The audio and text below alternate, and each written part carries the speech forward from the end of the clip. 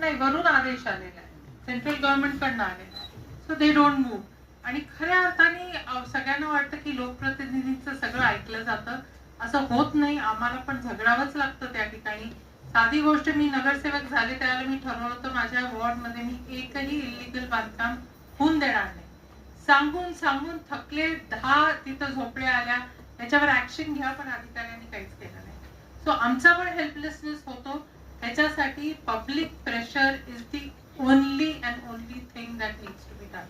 जर मी एकटी जाण्यापेक्षा माझ्याबरोबर 50 लोक गेली की नाही, हे आम्हाला तोडलं गेलंच पाहिजे.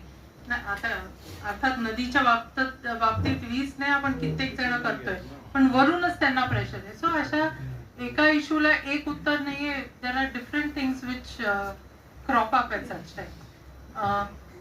Public pressure is the only thing. I agree with her. पण त्याच्यामध्ये फक्त मला एक सांगायचं आहे की basically collective failure of bureaucracy आहे.